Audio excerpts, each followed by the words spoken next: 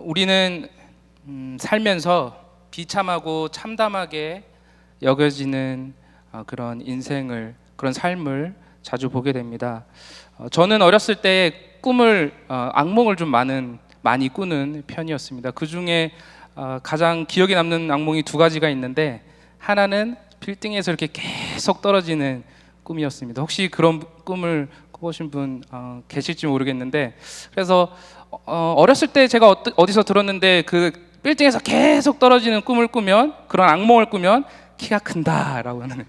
근데 사실이 아닌 것 같아요. 제가 보니까 저는 거의 매일 빌딩에서 떨어졌는데 그래서 그런 악몽을 자주 꿨었습니다. 하나가 이제 제가 조금 더 컸을 때, 초등학교 때 자주 꿨던 꿈인데, 저는 축구를 많이 좋아했는데, 이 악몽은 제가 잊을 수 없는 악몽들 중에 하나입니다. 그것이 뭐냐면, 자는데 제가 느껴질 만큼 다리가 이렇게 잘리는 꿈을, 어떤 사고를 당해서든 그런 꿈을 꾼 것이었습니다. 제가 축구를 워낙에 좋아해서 그 비참한 생각이 정말 깨어서도 잊을 수 없는 생각으로 남아서, 지금까지도 사실은 그 악몽을 생각하면은 아찔하고 비참하고, 그렇게 진짜 그 일이 실제적으로 나한테 일어났을 때 어떻게 살 수 있을까, 무엇이 나에게 위로가 될까라는 그런 생각을 하게 만든 악몽이 바로 그 악몽이었습니다. 제가 며칠 전에 기사를 보았는데, 어떤 한 아이가, 9살 된 아이가 스쿨존에서 사고가 나서 죽게 되었습니다. 그래서 그 부모들이 너무 비참한, 참담한 그 현실을 설명을 하고 울면서 슬퍼하는 그런 장면을 보았습니다. 그래서 그분들이 하시는 일이, 그런 일이 한국의 스쿨존이라는 그런 인식이 많이 없어서 빨리 달리고 아이들을 안전을 먼저 생각하는 것이 정착이 되어 있지 않고, 법으로도 그게 강력하게 법제화되어 있지 않았는데, 그분들이 하시는 일이 민식이법이라고 해서 그 스쿨존에 대한 강력한 법을 만들어서 우리 아이들을 보호하자라는 그런 일들을 계속해서 해 나가시는 분들이었습니다. 그래서 그분들에게 생각을 해보면, 자녀를 잃는 것만큼의 참으로 비참한 인생은 없을 것 같습니다. 그런 분들이 아무리 그 법을 만들어서 그들을 도우려고 한다 한들, 그 자식이 돌아오지 않는 한 그들에게 어떻게 위로가 될 수 있겠습니까? 오늘 본문에도 참으로 비참한 인생을 살았던 한 인생이 나옵니다. 5살 때 할아버지와 아버지를 전쟁에서 잃었습니다. 그리고 그 소식을 듣고 유모와 함께, 유모가 그를 안아서 도망치는 과정에 그를 떨어뜨리게 되고, 두 다리를 잃어버려 절개되는 그런 인생이 나옵니다. 그리고 그 왕이었던 할아버지와 아버지가, 그의 집안이 무너지게 되고 다른 왕조가 세워지게 되면서 그 눈을 피해서 황무지 로드발에 숨어 살아야 했던 그 비참한 인생이 나옵니다.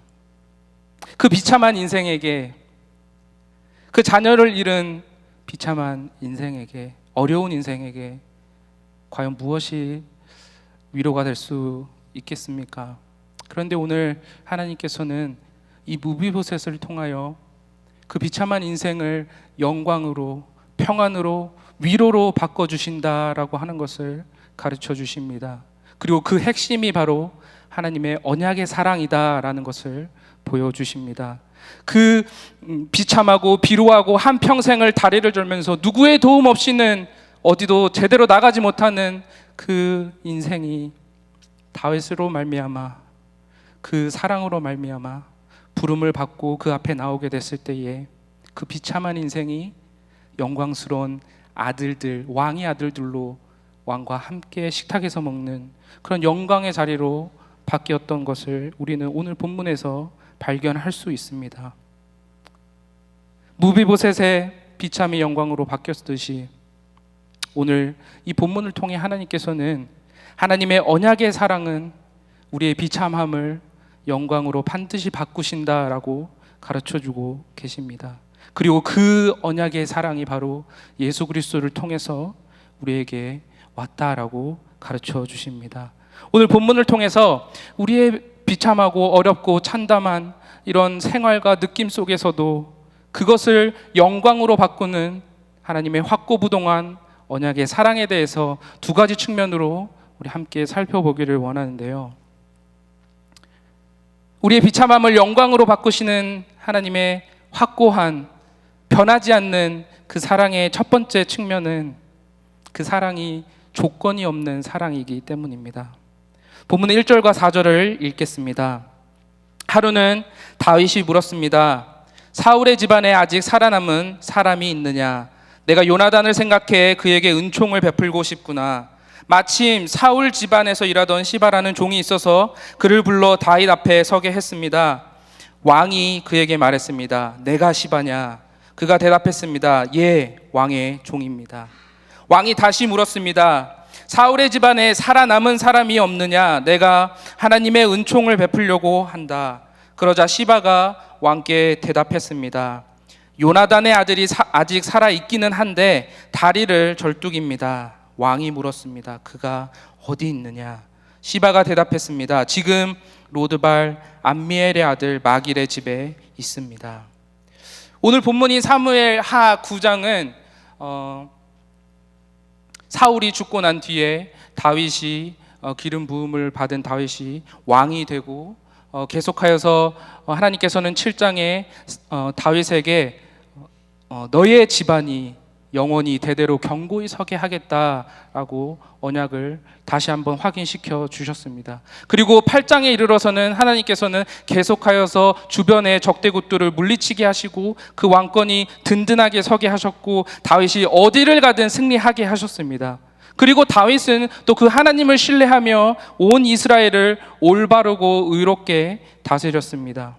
그렇게 하나님의 다윗의 공의롭고 정의로운 이스라엘 백성의 나라를 보여준 뒤 갑자기 성경은 줌인해서 한 비참한 인생의 삶을 보여줍니다. 그것이 바로 사울의 손자 요나단의 아들 무비보셋이었습니다.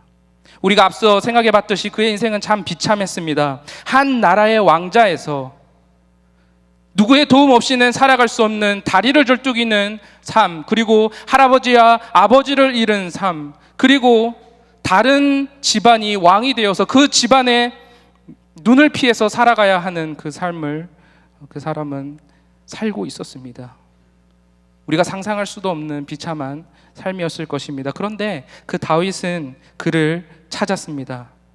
그것은 요나단과 그의 친구 요나단과 했던 언약을 기억했기 때문이었습니다. 그래서 사울 집안의 남은 자가 어디 있느냐라면서 그 요나단과 했던 언약을 지키기로 마음을 먹었습니다. 그런데 다윗이 그 사울의 집안의 남은 자들에게 베풀려고 했던 그 은총은 단순히 자기가 사랑했던 요나단에 대한 그리움이나 무비보셋의 그런 비참한 상황들을 듣고 내가 동정을 해서 그를 좀 도와야겠다라고 하는 마음에서 나온 것이 아니었습니다. 또한 내가 이제 좀 왕권이 안정이 됐으니 주변국들에게 내가 얼마나 인자한 왕인지 보여줘야겠다고 하면서 그것을 보여주려고 그를 찾고 그에게 그 은총을 베풀려고 했던 것도 아니었습니다. 다윗이 베풀려고 했던 그 사랑의 기초, 그 은총의 기초가 무엇인지 1절, 3절, 7절에 나오는데 3절을 보시겠습니다. 3절에 보면 다윗이 이렇게 말을 합니다. 사울의 집안에 살아남은 사람이 없느냐? 내가 하나님의 은총을 베풀려고 한다. 이 은총이라는 말로 번역이 되어 있는 이 말은 히브리어로 헤세드라는 말입니다. 헤세드는 성경에서 참 다양하게 사용이 되었습니다. 은총, 인자, 자비, 사랑, 은혜 등의 의미로 사용이 되었는데요. 이 헤세드를 우리가 잘 살펴보면 우리가 중요하게 생각해야 될 한 가지 요소가 있습니다. 바로 그것은 하나님의 언약에 기초한다라는 것입니다. 하나님께서 이스라엘 백성에 나타나셔서 나는 너의 하나님이 되고 너는 나의 백성이 될 것이다 라는 언약을 맺어주시고 그를 따르는 자들에게 베푸시는 것이 바로 헤세드, 은총, 사랑인 것입니다. 출애굽기 20장 6절에서 나를 사랑하고 내 계명을 지키는 자에게는 천대까지 사랑, 헤세드를 베푸느니라고 말씀하셨습니다. 그래서 이 헤세드는 참 한 단어로 번역하기는 어렵지만 언약과 함께 약속된 신실한 하나님의 사랑으로 우리가 이해를 할 수가 있습니다. 그 언약 백성에게 베푸시는 하나님의 실패하지 않으시는, 멈춤이 없는, 변함이 없는 그 언약의 사랑, 언약의 은혜라고 우리가 생각을 할 수 있습니다. 그래서 이 하나님의 언약에 기초한 은혜이기 때문에, 사랑이기 때문에 그 사랑은 일방적이고 조건 없이 우리에게 다가올 수밖에 없습니다. 무비보셋이 아직 비참한 삶을 살고 있었을 때에 다윗은 그를 먼저 찾았습니다. 5절에 보시면 그리하여 다윗 왕은 사람을 보내 로드발 암미알의 아들 마길의 집에서 그를 데려오게 했습니다. 그 언약의 사랑의 시작이 누구에게 있었습니까? 무비보셋이 아니었습니다. 무비보셋이 지금 내 비참한 상황을 다윗 왕이여 보시고 동정을 베푸시고 호의를 베푸셔서 나를 좀 도와주십시오라고 먼저 그 사랑을 구하고 그 언약에 대해서 언급을 한 것이 아니었습니다. 다윗 왕이 먼저 그 언약을 기억을 했고 그 언약을 지켜야겠다라고 마음을 먹었고 사람을 보내 그를 데려왔습니다. 그 하나님의 언약에 기초한 사랑은 우리에게 그렇게 일방적이고도 조건 없이 주어졌습니다. 사실 그 은혜가 왕이라면, 모든 것을 갖고 있는 사람이라면 충분히 베풀 수 있는 정도의 은혜 아니냐, 사랑 아니냐라고 생각을 하실 수도 있습니다. 그런데 우리가 당시에 좀 문화적인 상황을 살펴보면 그것이 정말 누구도 할 수 없는, 다시는 없을 그런 행동이었음을 알 수 있습니다. 왜냐하면 우리가 알다시피 사울의 집안에서 다윗의 집안으로 왕권이, 왕조가 바뀌는 상황이었습니다. 우리가 우리 조선이나 고려의 그런 역사들을 봐서도 알다시피 이 왕권이 바뀔 때면 반역의 씨를 제거하기 위해서 이전 왕조들의 씨를 모두 다 잘라놓은, 죽여버리는 그런 문화가 있는 것을 알고 있습니다. 이때 당시에도 그러했습니다. 그래서 사울의 집안이 무너지고 다윗의 집안이 세워졌을 때에 다윗 왕은 관습에 따라서 사울의 집안의 사람들을 죽여 놓는 것이 마땅하다고 여겨지던 상황이었습니다. 그런데 다윗은 사울의 집안에 남은 자가 있느냐라고 물었고 내가 요나단과 했던 언약을 기억해서 그에게 사랑을 베풀어야겠다, 은총을 베풀어야겠다 얘기했습니다. 그런데 그것을 이해하지 못하고 시바는 그 말을 듣고 이렇게 말을 합니다. 요나단에게 아들이 있기는 한데 그는 다리를 절뚝입니다. 이 말은 다리를 절뚝이기에 다윗 왕이 신경 쓸 필요가 없습니다. 그는 왕이 될 자격이 없는 사람이니 걱정 안 하셔도 될 것입니다 라고 했던 의미입니다. 그런데 다윗은 무비보셋의 상황이나 무비보셋의 조건이나 무비보셋이 얼마나 반역의 씨가 될 것인지 그것에는 전혀 관심이 없었습니다. 다윗에게는 무비보셋에게 언약의 사랑, 내가 받은 그 사랑을 그대로 베푸는 것이 중요했습니다. 그리고 사람을 보내 그를 데려왔습니다. 아직 무비보셋이 비참한 가운데 있을 때에 아직 그가 다윗 왕조의 해가 될지 아닐지 모르고 판단이 되지 않았을 때에 다윗 왕은 그의 아버지 요나단과 맺은 언약을 기억하고 그에게 조건 없이 언약의 사랑을 베풀었던 것입니다. 마찬가지로 하나님께서는 저와 여러분에게 조건 없이 다가오셨습니다. 우리가 우리의 죄를 회개하고 하나님 앞에 하나님 능력만 필요합니다라고 먼저 나와서 하나님을 찾은 것이 아니었습니다. 그래서 그렇게 나왔을 때 하나님이 그래, 내가 너 상황을 아니, 너의 비참함을 아니 내가 사랑을 베풀겠다라고 하나님이 동정을 베풀거나 호의를 베푸신 것도 아니셨습니다. 하나님께서는 우리가 아직 연약할 때에, 하나님께서는 우리가 아직 죄인 되었을 때에, 그리고 우리가 아직 하나님과 원수 되었을 때에 그 아들 예수를 보내셔서 죽게 하심으로 우리의 조건과 우리의 행위와 상관없는 사랑을 우리에게 베푸셨습니다. 이것이 조건 없이 베풀어진 언약의 사랑입니다. 이 언약의 사랑이 얼마나 큰 은혜로 다가와야 하냐면, 우리가 만약 좀 먹고 살아야 해서 이 비참한 순간을 벗어나고 싶어서 예수 믿으면 복을 받는다니까 하나님 앞에 나와서 내 상황을 좀 봐주세요, 내 상황을 변화시켜 주세요, 하나님을 믿으면 복 주신다고 제가 얘기를 들었습니다. 저에게 조금의 동정을 베풀어 주세요라고 호의를 구했을 때에 하나님이 그것에 응답하셔서 호의를 베풀었다면 저와 여러분에게는 평안과 위로가 결코 없을 것입니다. 왜냐하면 우리는 그 하나님의 호의와 동정을 얻기 위해서 매일매일 그 앞에 나와서 하나님의 눈치를 살펴야 하기 때문입니다. 혹시 내가 오늘 어떤 일을 저질러서 하나님의 마음을 상하게 한 것은 아닐까? 혹시 내가 하나님의 어떤 말을 거스른 것은 아닐까? 전전긍긍하면서 여러분의 비참한 삶에 또 다른 비참이 더해질 것입니다. 그런데 하나님의 언약의 사랑은 우리가 아직 연약하고 하나님 앞에 나올 능력이 없고 우리가 여전히 죄인 되었을 때, 그리고 비참하게 죽어가며 하나님의 원수로서 여전히 살아가고 있을 때에 일방적으로, 그리고 아무런 조건 없이 그리스도를 통해 우리에게 이미 주어졌다는 것입니다. 그래서 우리는 예수 그리스도만 믿으면 평안하게 위로를 누릴 수 있게 된 것입니다. 하나님 앞에 나와 하나님 저 좀 봐주세요 라고, 하나님 저에게 좀 호의를 베풀어 주세요 라고, 저의 죄를 좀 용서해 주세요 라고 하는 이런 값싼 동정을 바랄 필요가 없게 된 것입니다. 왜냐하면 우리는 그 놀라운 예수 그리스도의 피로 구원받은 자들이기 때문입니다. 저는 이 조건 없이 우리를 사랑해 주시고 선택해 주신 하나님의 사랑을 생각할 때에 이 구절이 매번 늘 머릿속에 떠오릅니다.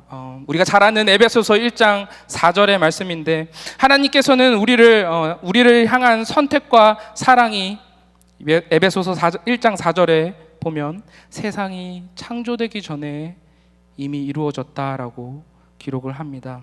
세상이 만들어지기도 전에 하나님은 우리의 존재를 이미 아셨고, 이미 사랑하셨고, 선택하셨고, 계속하여 그 언약의 사랑을 지키시기로 마음을 먹으셨습니다.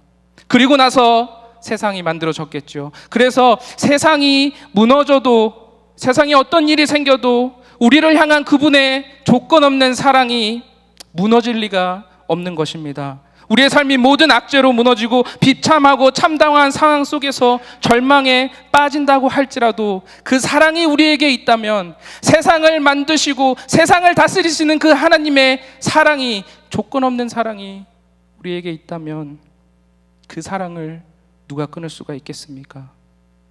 그래서 바울은 로마서에서 이렇게 선언합니다.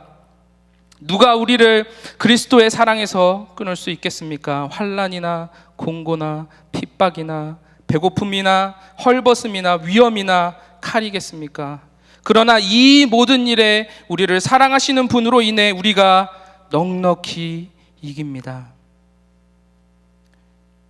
우리 삶에 나타나는 그 어떤 비참함도, 참담함도, 절망도, 가난도, 고통도, 그 무엇도 우리를 우리 하나님의 언약의 사랑 안에서 갈라 놓을 수가 없습니다. 그리고 이 모든 비참한 인생들을 우리가 살아나가는 동안에도 우리를 사랑하시는 그 하나님의 사랑으로 인해서 우리가 넉넉히 이길 수 있다라는 것입니다. 저는 우리 교회 성도님들이 혹시나 이런 비참한 상황에 놓이게 되거나 혹은 그런 상황들을 지나고 계신다면 오늘 이 시간 조건 없이 베푸시는 하나님의 사랑을 마음에 다시 한번 담아보는 시간이 되시길 바랍니다.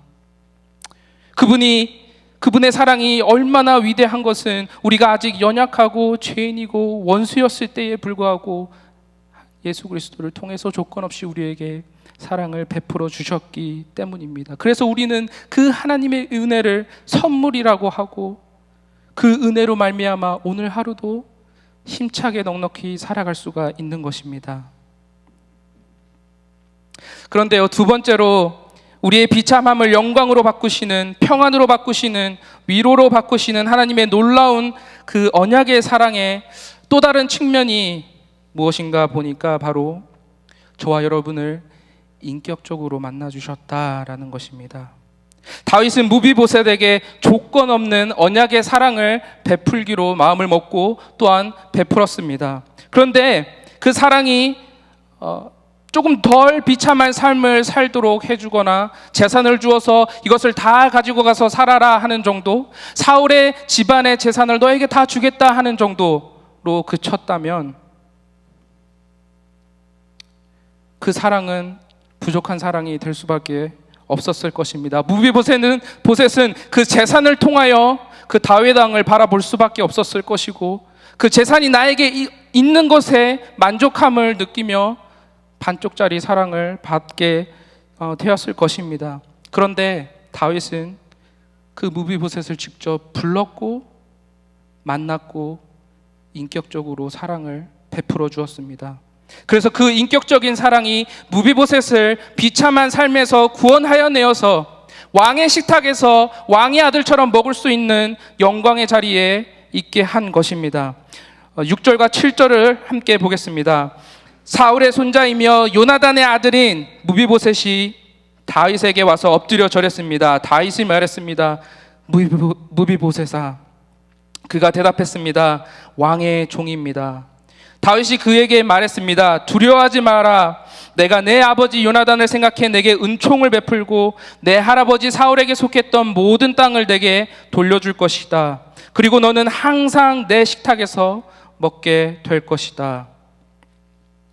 로드발에서 숨어 지내야 했던 무비보셋에게 다윗의 신하들이 찾아와서 왕이 너를 찾는다라는 말을 들었을 때 그의 기분이 어떠했겠습니까? 이제는 다윗이 나를 찾았구나. 사울의 집안에 남은 자인 나를 찾았구나. 이제 내가 죽겠구나라고 생각을 했을 것입니다. 그래서 그 죽음의 두려움으로 사울왕 다윗 왕 앞에 나왔을 때에 그는 벌벌 떨면서 두려움에 떨고 있었습니다. 그런 그에게 다윗은 무비보셋아라고 그의 이름을 부릅니다. 오늘 본문 13절 전체에서 무비보셋이라고 하는 이름이 처음 나온 것이 바로 다윗 왕을 만날 때였습니다. 성경에서 이렇게 이름을 부른다는 것은 참으로 큰 의미가 있습니다. 그 존재를 인격적으로 대한다는 의미입니다. 이미 곧 죽어야 함을 당연한 것으로 생각하고 그 앞에 엎드려 벌벌 떨고 있는 무비보셋에게 생각지 못한 음성이 다가온 것입니다. 무비보셋아, 두려워하지 마라. 내가 내게 은총을 베풀 것이다. 모든 재산을 회복시킬 것이고 너는 항상 내 식탁에서 먹을 것이다. 다윗은 그의 이름을 알고 그의 이름을 불러주었습니다. 그리고 그가 지금 두려움에 떨고 있음을, 그 무비보셋의 상황을 알았습니다. 그리고 단순히 그의 재산을, 할아버지의 재산을 돌려주는 것뿐만 아니라 그 수준에서 그치는 것이 아니라 너는 이제 내 식탁에서 나의 아들과 같이 먹게 될 것이다 라며 아버지와 아들로서의 인격적인 사랑의 교제가 시작됨을 알려주었습니다. 오늘 이 6절과 7절 다윗과 무비보셋이 대화하는 장면에서 우리가 한 가지 알 수 있는 것은 인격적인 사랑을 다윗이 베풀어 주었는데 저자가 다윗 왕을 지칭할 때에 여기서는 왕이라고 지칭하지 않았다는 사실입니다. 그 전과 앞에서는 계속하여서 왕이 말했습니다, 왕이 물었습니다 라고 얘기했지만 무비보셋을 만나는 이 대화하는 이 6절과 7절에서는 저자는 다윗 왕을 다윗이라고 얘기를 했고 무비보셋의 이름을 처음으로 무비보셋으로 나타나게 했습니다. 그가 그전에는 시바에게 의해서 표현됐을 때는 다리를 저는 자라고 이야기를 들었지만 다윗 왕 앞에서 인격적으로 그를 만났을 때에 그는 무비보셋이 되었습니다. 그 존재 자체로 다윗 왕과 인격적인 교제가 시작이 되었던 것입니다. 유대인들에게 이렇게 식탁에서 함께 밥을 먹는 사이가 된다는 것은 큰 의미가 있습니다. 그것은 아주 친밀하고 인격적인 교제를 의미합니다. 그래서 종교 지도자들이 예수께서 세리와 죄인과 먹고 마신다는 것을 들었을 때에 예수를 비방했고 예수의 제자들을 비방했습니다. 그때 예수님은 이렇게 대답하셨습니다. 건강한 사람들에게는 의사가 필요 없고 병든 사람들에게만 의사가 필요하다. 나는 의인을 부르러 온 것이 아니라 죄인을 불러 회개시키러 왔다. 그렇게 예수님께서는 죄인과 만나주셨고 식탁에 교제를 해주셨고 그들의 이름을 불러가며 인격적인 만남을, 사랑을 전해주셨습니다. 그런데 우리가 알다시피 예수님이 하나님이셨다면, 하나님이시지만 굳이 이 땅에 내려올 필요가 없었을 것입니다. 굳이 귀찮게 제가 하나님이라면 이 땅에 내려오지 않고 계획한 대로 다 되는데 손가락으로 하나 해서 그 마음을 변화시키고 그 비참한 상황들을 없애주시고 그렇게 아마 했을 것입니다. 그런데 예수님께서는 이 땅에 오셨고 세리와 죄인들, 당시에 가장 하찮게 여김을 받던 자들의 친구가 되어주셨습니다. 우리처럼 인간의 몸을 입고 슬픔과 걱정과 어려움과 고난과 수치와 비참함을 모두 동일하게 겪으셨습니다. 그리고 인간이 가장 비참하게 여기는 죽음도 십자가에서 맞이하셨습니다. 왜 예수님께서 그렇게 하셨습니까? 그저 구약의 옛날 시대처럼 꿈으로 만나주시고 환상으로 만나주셔서 사랑한다 해주시고 내 백성이라고 얘기해 주시고 그렇게 하시면 될 것을 굳이 이 땅에 오셔서 십자가에서 왜 예수님께서 돌아가셔야 했습니까? 그 대답을 바울이 로마서 5장에서 이야기하고 있습니다. 10절입니다. 우리가 하나님과 원수 되었을 때에 하나님의 아들이 죽으심으로 인해 그분과 화목하게 됐으니 화목하게 된 우리는 하나님의 생명으로 인해 확실히 구원을 받을 것입니다. 예수님께서 이 땅에 오신 이유는 그분의 죽으심으로 하나님과 우리와의 관계가 화목하게 되게 하기 위해서였습니다. 화목하게 된다는 것은 우리가 죄를 짓기 전에 우리가 무엇을 하든 하나님을 즐거워하고 하나님을 기뻐하고 하나님과 관계를 맺고 인격적으로 하나님과 무엇을 하든 대화하고 살아갈 수 있었던 그 상황으로 돌아가게 되는 것을 의미합니다. 그렇게 예수님께서는 자신의 피로 하나님과 화목하게 되고 하나님과 인격적인 교제를 하게 되는 놀라운 사랑을 우리에게 가르쳐 주셨습니다. 그래서 우리가 하나님의 영원한 식탁의 교제에 있을 수가 있는 것입니다. 그렇기 때문에 우리가 매달 하고 있는 이 성찬이라고 하는 것이 정말로 여러분에게 감격적인 일이 되어야 합니다. 단순히 그냥 떡을 먹고 음료수를 마시고 하는 것으로 끝나는 그런 수준의 차원이 절대 되어서는 안 됩니다. 매일 우리가 성찬을 하며 나올 때에 그 안에 감격이 있어야 합니다.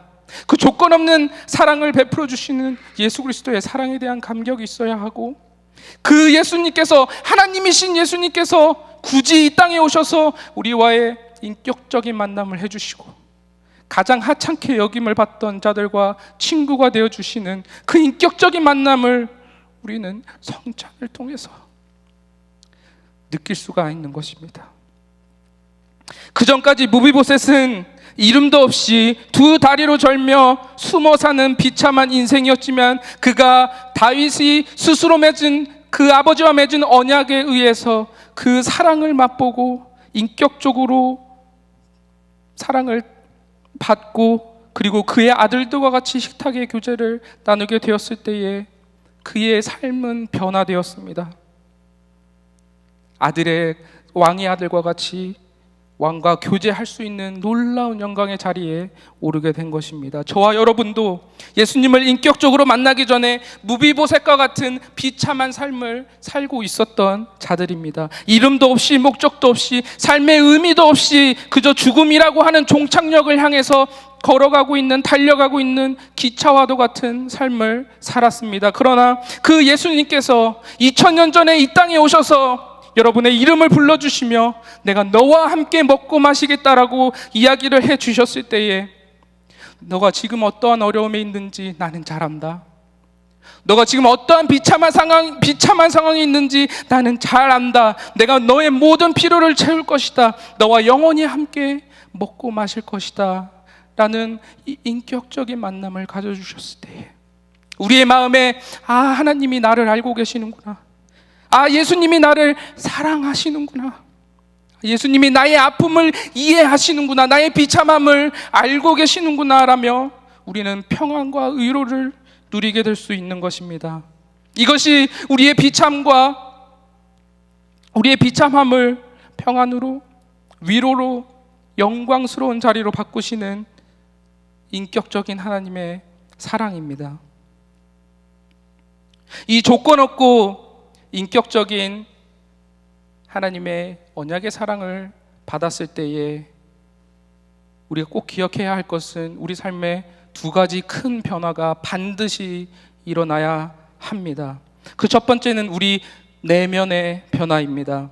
우리가 어떤 비참에 빠진 자들이었고 우리가 하나님의 사랑을 받을 자격조차 없었던 자들이라는 것이 마음 깊이 다가오는 것입니다. 그리고 그럼에도 불구하고 우리에게 사랑을 베푸신 하나님의 그 언약을 우리는 따르게 되고 하나님을 만나게 되는 것입니다. 8절을 보겠습니다. 다윗의 은총을 받은 무비보셋의 반응입니다. 무비보셋은 절을 하며 말했습니다. 이 종이 무엇이라고 죽은 개나 다름없는 저를 그렇게 생각해 주십니까?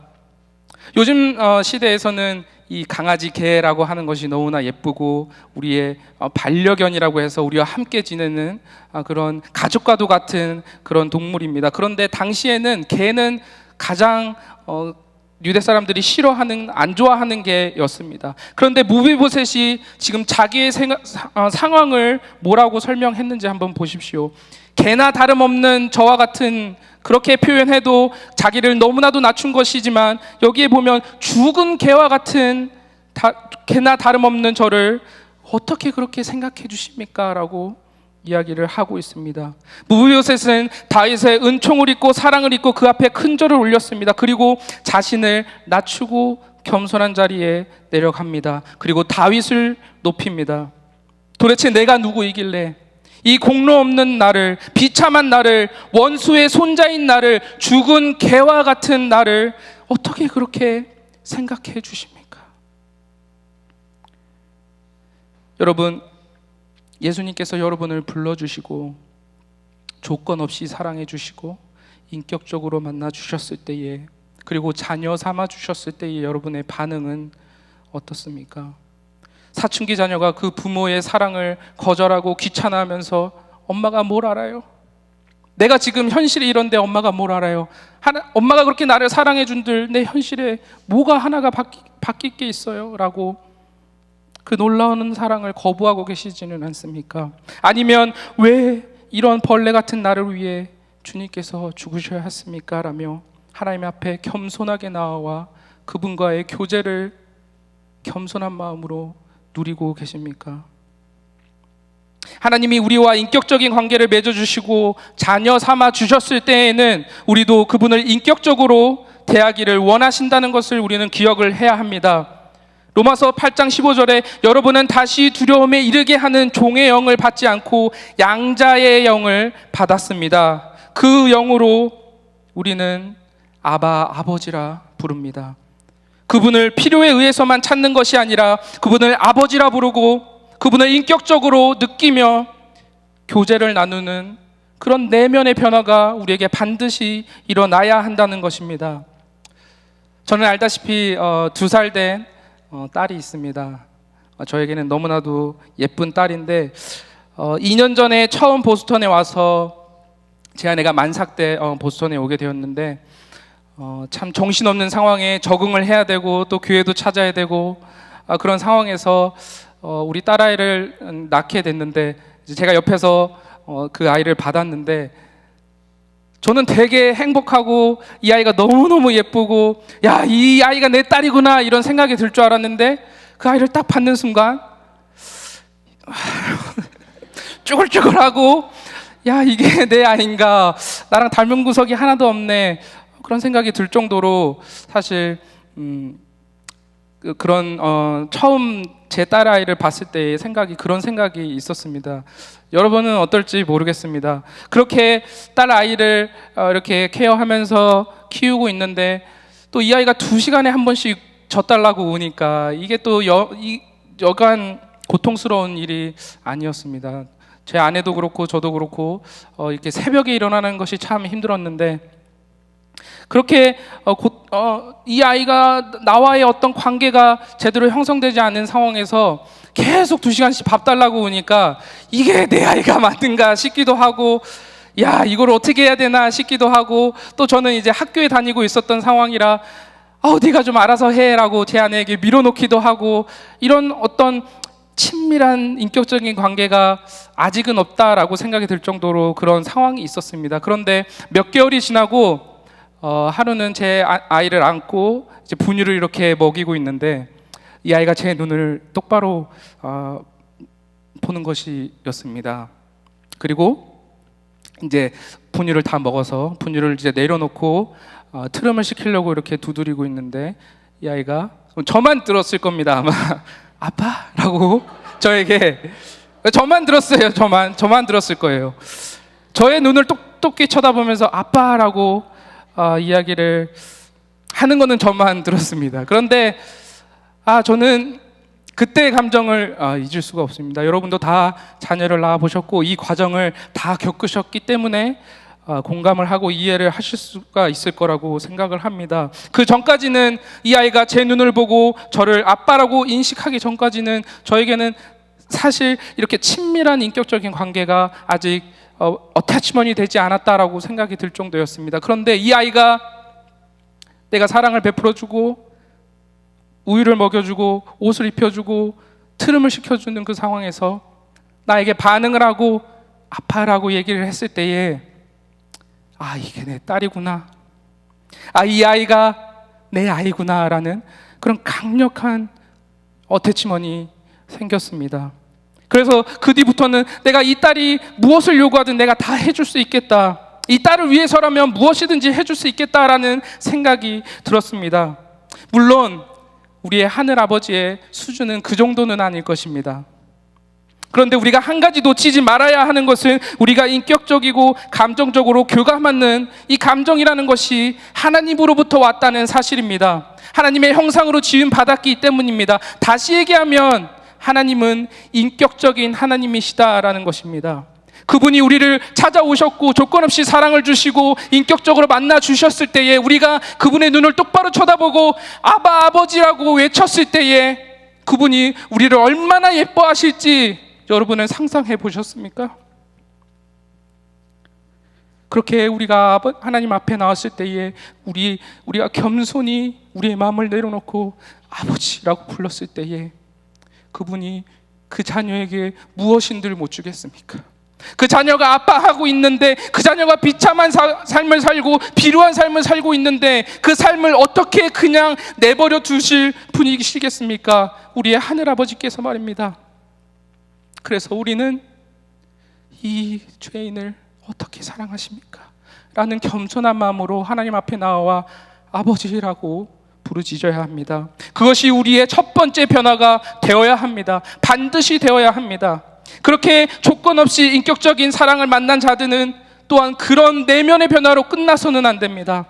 반드시 외면의 변화, 삶의 변화로 나타나야 되는데 인격적인 하나님을 아버지로 부르며 교제하는 가운데 그분의 말씀을 보고 기도하고 그분의 생각과 뜻을 구하는 가운데 우리는 그 사랑을 전하는 자들이 되어야 합니다.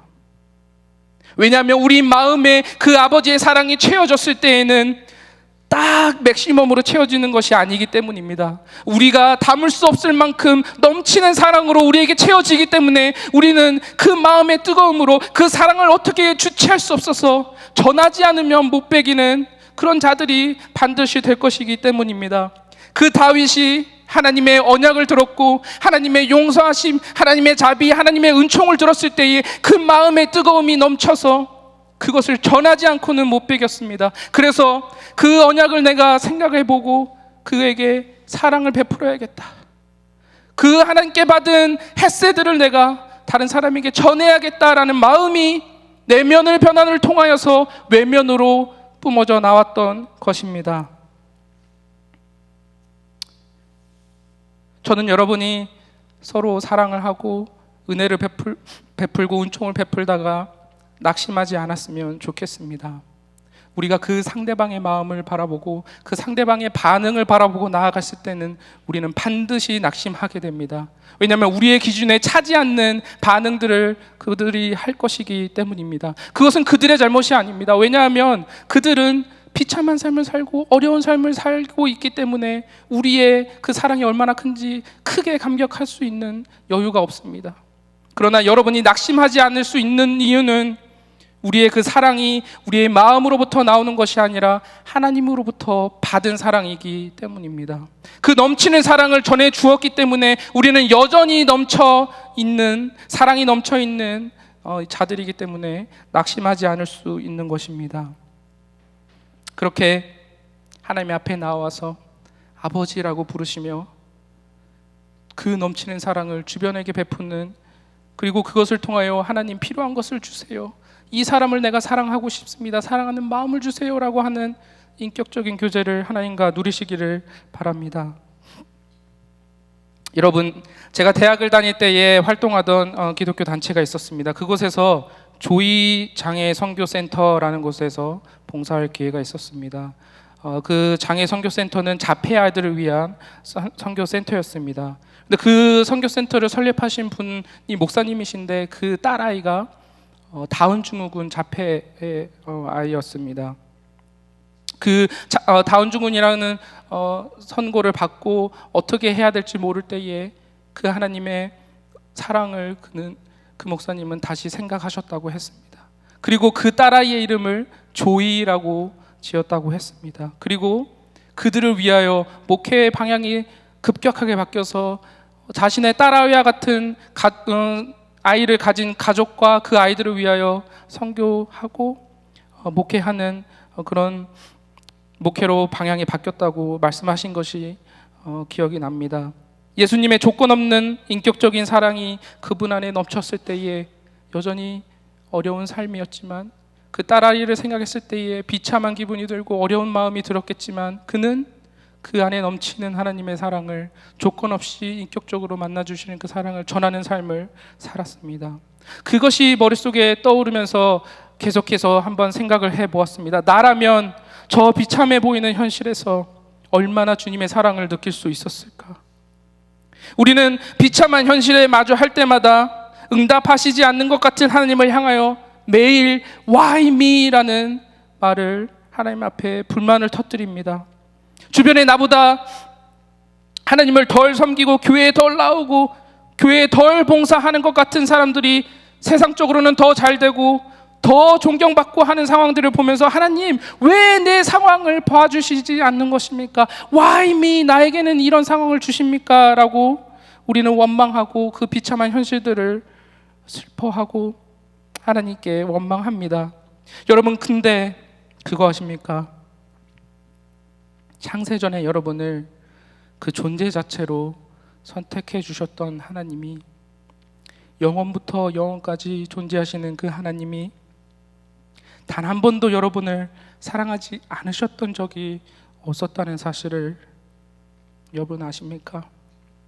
여러분이 연약할 때에도, 여러분이 비참한 삶을 살고 있을 때에도, 여러분이 여전히 죄인 되었을 때에도, 그리고 여러분이 그분이 싫다고 도망쳤을 때에도, 그분의 뜻에 따라 살지 않겠다고 마음을 먹고 그분의 원수가 되었을 때에도 하나님 아버지께서는 하루도 빠짐없이 저와 여러분을 여전히 똑같이 사랑하고 계셨습니다.